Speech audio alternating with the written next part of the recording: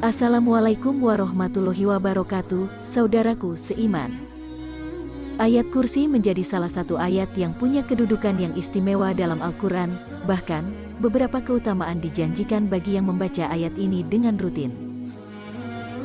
Membaca ayat kursi memang memiliki banyak manfaat, sehingga baik dibaca kapan saja, khususnya di waktu-waktu yang dianjurkan oleh Rasulullah.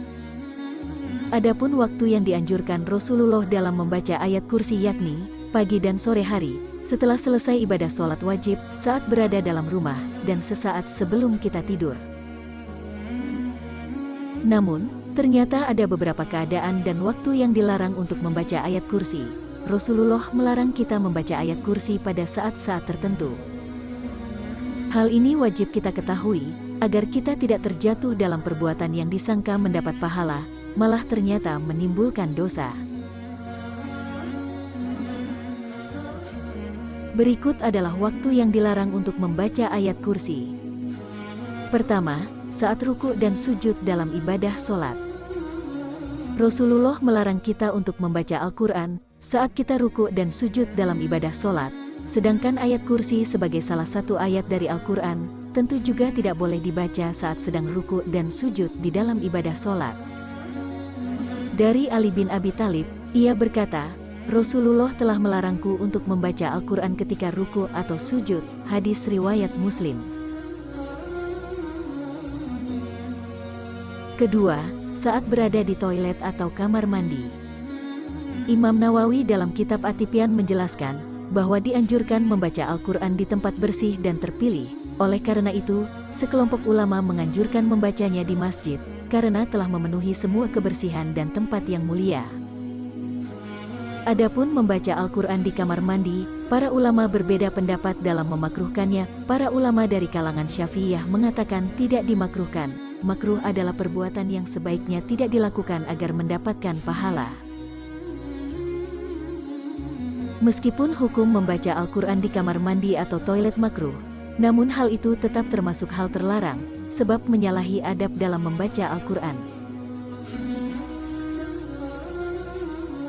Ketiga, dalam keadaan mengantuk. Imam Nawawi menyebutkan hal ini dalam kitab At-Tibyan, bahwa makruh hukumnya membaca Al-Quran meski hanya ayat kursi saat kita sedang mengantuk. Hal ini untuk menjaga kemungkinan salah baca, sehingga bisa merusak atau merubah ayat dari Al-Quran.